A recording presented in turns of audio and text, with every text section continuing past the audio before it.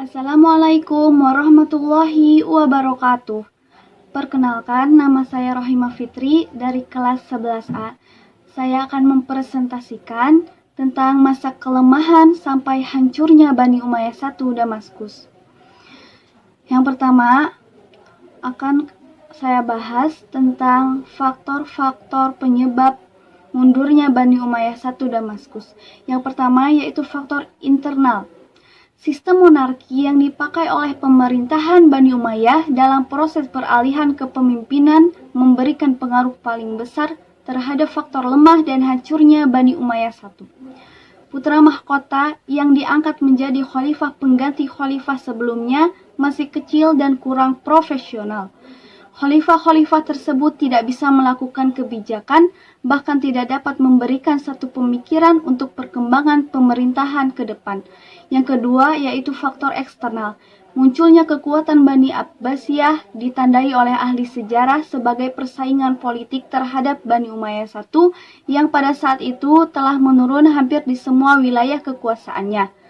Serang menyerang antara Bani Umayyah dengan kekuatan baru Abbasiyah menambah parah dan mempercepat faktor lemah Bani Umayyah I. Perkembangan kekuasaan lain di luar Abbasiyah seperti kerajaan Nasrani di Eropa dan kekuasaan Persia serta Bizantium di wilayah timur menjadi kekuatan-kekuatan di luar Abbasiyah yang menantang kekuasaan Umayyah I. Dengan demikian dapat diambil kesimpulan bahwa faktor eksternal penyebab hancurnya Bani Umayyah I adalah munculnya kekuatan Abbasiyah, Persia, dan kerajaan-kerajaan Nasrani. Yang kedua membahas tentang faktor-faktor pemicu munculnya pemberontakan. Pemberontakan yang terjadi terhadap pemerintahan yang sah adalah hal yang biasa dan sering terjadi pada masa Islam klasik.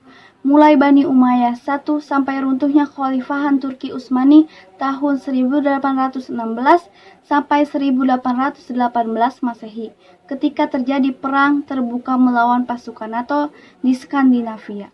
Penyebab terjadinya faktor pemicu pemberontakan Bani Umayyah I bermacam-macam. Di antaranya adalah yang pertama, perebutan kekuasaan. Faktor perebutan kekuasaan yang memicu adanya pemberontakan terhadap pemerintahan yang sah merupakan faktor dominan. Hal ini terjadi karena putra mahkota lebih dari satu pada satu periode, sehingga sering terjadi perebutan siapa yang akan lebih dahulu menjadi khalifah menggantikan posisi khalifah sebelumnya. Kasus perebutan kekuasaan awalnya terjadi karena Muawiyah tidak suka dengan pemerintahannya Ali pada pemerintahan Khulafaur Rasyidin keempat. Yang kedua, dendam. Faktor dendam termasuk faktor yang sering terjadi memicu pemberontakan terhadap pemerintahan yang sah. Contoh, dalam kasus Muawiyah dengan Ali. Karena Muawiyah yakin bahwa terbunuhnya saudaranya Utsman bin Affan, Ali ikut terlibat. Makanya, ia menaruh dendam terhadap Ali.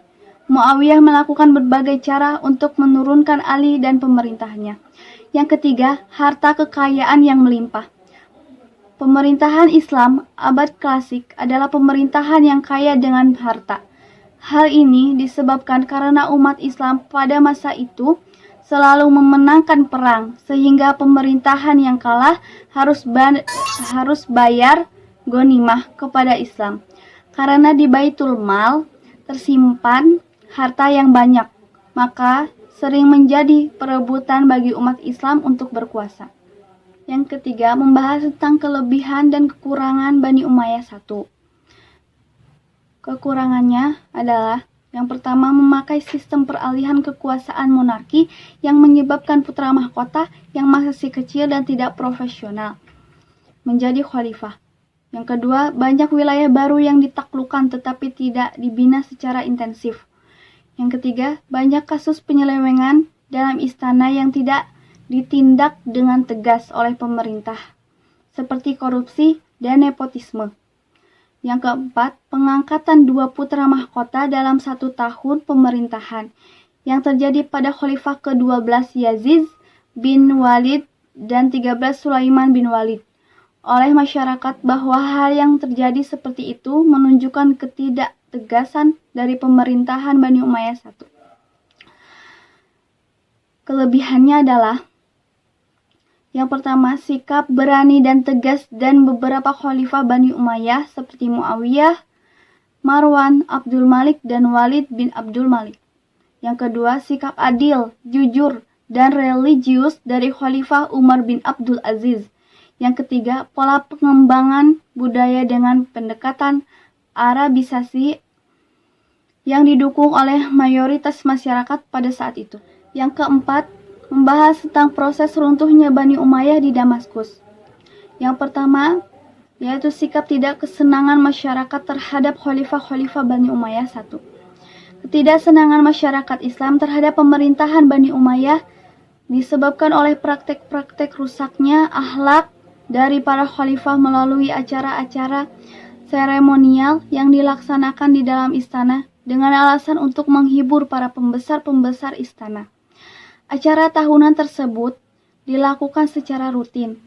Acara seremonial tersebut di atas termasuk faktor internal yang banyak berpengaruh terhadap proses lemahnya Bani Umayyah. 1. Yang kedua, peperangan melawan keturunan Abbasiyah. Lemahnya pemerintahan Bani Umayyah I terjadi hampir di semua wilayah kekuasaan. Sementara kekuatan yang baru muncul sebagai lawan politik yaitu Abbasiyah sedang berkembang pesat dengan mendapat sambutan dan dukungan dari masyarakat Islam. Abu Abbas, pemimpin Abbasiyah yang baru menguasai berbagai wilayah Umayyah, dibantu oleh tentara bayarannya, Abu Muslim Al-Khurasani. Bani Umayyah I hanya bisa bertahan di daerah Al-Zab, wilayah pesisir Laut Merah berseberangan dengan pesisir Sungai Nil. Pertemuan kedua belah pihak tidak bisa diletakkan dan terjadilah pertempuran Al-Zab tahun 132 Hijriah atau tahun 750 Masehi. Dalam pertempuran itu, Bani Umayyah I kalah dan khalifah terakhir, Marwan bin Muhammad, melarikan diri ke Mesir. Marwan dikejar oleh pengikut Abu Abbas, kemudian ditangkap dan dibunuh di Mesir. Mayatnya Marwan dikembalikan ke Madinah dan dikuburkan di Madinah. Kekalahan Bani Umayyah I di Al-Zab sekaligus mengakhiri masa pemerintahan Bani Umayyah I dan sekaligus diproklamirkan berdiri kekuasaan baru yaitu Bani Abbasiyah. Cukup sekian presentasi dari saya. Mohon maaf bila ada kesalahan karena saya pun masih dalam taraf belajar. Wassalamualaikum warahmatullahi wabarakatuh.